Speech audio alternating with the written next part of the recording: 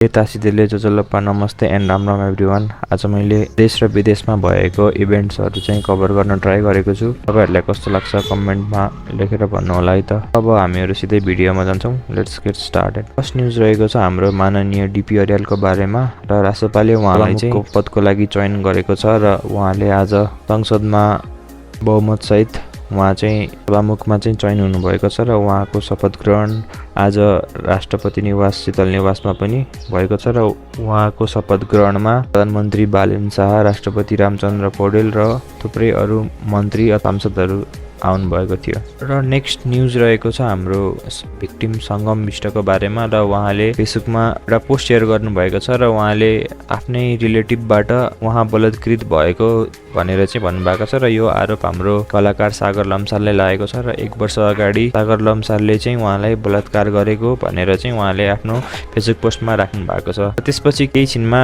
उहाँलाई केही आरोप लागेको छ र अनमिलेको बेला चाहिँ रमाइलो अनि अहिले बलात्कार भन्न मिल्छ अनि त्यस पछाडि त्यस्तै कमेन्टहरू आएको थियो र उहाँले त्यो कमेन्टलाई रिप्लाई ब्याक गर्दै भन्नुभएको छ, म सधैँ भन्थेँ यो राक्षससँग म लड्छु, तर आज बुझेँ हाम्रो समाजमा कतिवटा राक्षस छन्। म सानैदेखि कलाकार, मेहनत र परिवारको माया पाएर ठुलो बनेकी छु, तर एक व्यक्तिले मेरो जीवन बर्बाद गर्यो। त्यो दुःख, डर, एक्लोपन सबै म लिएर बस्नु पर्यो, तर अब मैले मेरो आवाज उठाएँ। अब म केवल मेरो लागि होइन, सबै दिदीबहिनीहरूको लागि लड्दैछु। मेरो सङ्घर्ष, मेरो क्रोध, मेरो आत्मविश्वास म हातमा लिएर अब न्यायको लागि अघि बढ्दैछु। म आभारी छु मायाले, विश्वासले, समर्थनलाई मलाई फेरि लड्न सिकाएकोमा। दुर्गाको शक्ति हाम्रो रक्षा गरोस्, जय नारी। र यसमा हाम्रो एक्टर अस्तिमा खड्काले पनि केही कुरा लेख्नु भएको छ। हामी कति सजिलै प्रश्न गर्छौँ, 1 वर्षसम्म किन नबोलेको, यति समय किन चुप बसेको, तर हामी यो सोच्दैनौँ कि त्यो मौनता तोडेर हिम्मत जुटाउनु उनलाई कति ठुलो मानसिक सङ्घर्ष गर्नु पर्यो होला। हिंसा विरुद्ध आवाज उठाउनु कमजोरी होइन, बरु डर र सामाजिक त्रासलाई जितेर निकालिएको साहसको गर्जन हो। त्यसैले आज जसले आफूमाथि भएको अन्याय विरुद्ध बोलिरहेको छन् उनीहरूलाई प्रश्न थिच्नुको साटो आड र भरोसा दिने बानी बसालौँ। हामीले जस्तो समाज बनाउँछौँ भोलि हामी आफैले त्यही समाजमा बाँच्नुपर्छ। भोलि यस्तै विपत्ति हाम्रो परिवारभित्र आइपर्दा हामीलाई कस्तो महसुस होला। यो कुरा मनन गरेर पीडितलाई थप पीडा दिने होइन, न्यायको लागि दह्रो साथ दिने प्रण गरौँ र यो कुरा न्यायको, त्यो त कानुनले हेर्छ, तर मानवता हामीले देखाउनुपर्छ। र नेक्स्ट न्युज रहेको छ हाम्रो बेटिङ एप्सहरूको बारेमा र नेपाल सरकारले केही दिन अगाडि बेटिङ एप्सलाई पुरै बन्द गर्ने निर्णय लिएको थियो। सोही अनुसार नेपाल सरकारले अहिलेसम्म 7000 भन्दा बढी चाहिँ बेटिङ साइटहरू चाहिँ बन्द गरिसकेको छ र तपाईँहरूलाई यो डिसिजनले कस्तो लागेको छ कमेन्टमा लेखेर भन्न सक्नुहुन्छ।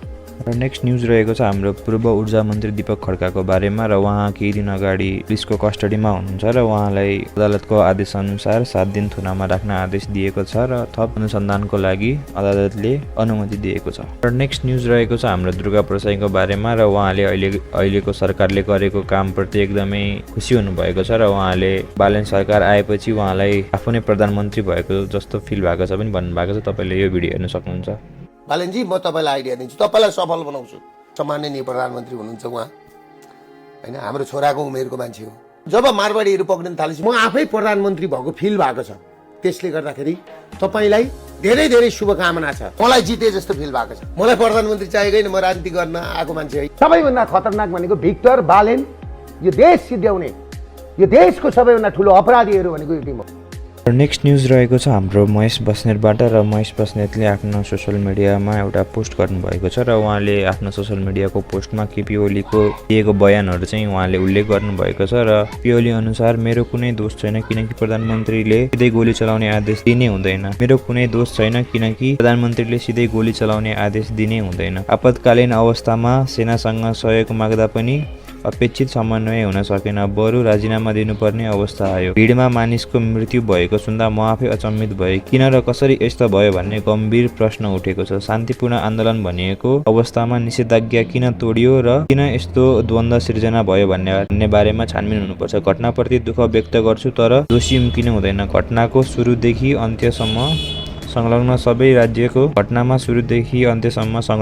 राज्यको सम्पत्ति जलाउनेदेखि भिड उत्तेजित पार्नेसम्ममाथि निष्पक्ष कारबाही हुनुपर्छ। राष्ट्रको हितमा बोलेर काम गरे, तर त्यसै कारण विभिन्न स्वार्थ समूहबाट अनावश्यक आरोप खेप्नु परेको छ। र तपाईँ उहाँको बयानप्रति कति सहमत हुनुहुन्छ कमेन्टमा लेखेर भन्न सक्नुहुन्छ है त। र नेक्स्ट न्युज रहेको छ हाम्रो इरान भर्सेस युएसको र युएसले चाहिँ इरानलाई खुल्ला चेतावनी दिएको छ, यदि उसले 48 आवर्समा स्टेट अफ हर्मस चाहिँ खुल्ला गरेन भने उसले एट्याक गर्नुपर्ने बाध्य हुनुपर्ने चाहिँ बताएको छ। अहिलेको जुन यो क्राइसिस फ्युलको सर्टेज, पेट्रोलियमको सर्टेज हुनुको कारण नै अमेरिका र इरानको युद्ध हो र तपाईँले यो घटनालाई चाहिँ कसरी लिनु भएको छ कमेन्टमा भन्न सक्नुहुन्छ है त। र नेक्स्ट न्युज रहेको छ हाम्रो मन्त्री परिषदको बैठकको बारेमा, र आज मन्त्री परिषदको बैठकमा चाहिँ थुप्रै कुराहरूको डिस्कस भएको थियो। त्यसमा चाहिँ हाम्रो शनिबार र आइतबार सार्वजनिक बिदा दिने र अफिस आवर चाहिँ हाम्रो 9बाट चाहिँ 9 AM देखि चाहिँ हाम्रो 5 PM सम्म लागू हुने गरी चाहिँ निर्णय भएको छ र यो निर्णयप्रति एकजना कर्मचारी चाहिँ असहमत हुनुहुन्छ। तपाईँले यो भिडियो हेर्न सक्नुहुन्छ।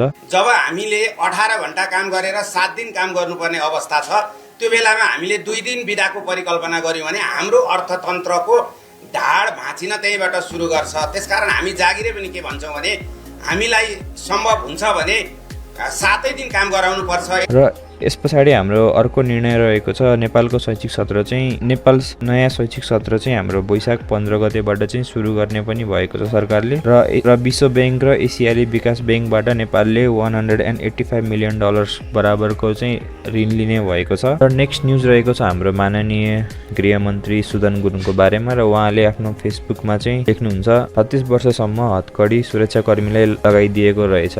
र यो भनाइप्रति म पनि एकदमै सहमत छु, किनभने कुनै पनि पोलिटिकल प्रेसर आयो भने चाहिँ कुनै पनि बडीले चाहिँ राम्ररी काम गर्न पाउँदैन र पोलिटिकल हस्तक्षेपले चाहिँ अनि डिसिजन मेकिङ पनि चेन्ज हुने भएकोले म पनि सुदन गुरुङप्रति एकदमै एग्री गर्छु। र ओके गाइस, अहिलेसम्म भिडियो हेरिदिनु भएकोमा धेरै धन्यवाद। म भोलिबाट यस्तै खालको भिडियो लिएर आउनेछु। त्यति बेलासम्मको लागि बाई बाई।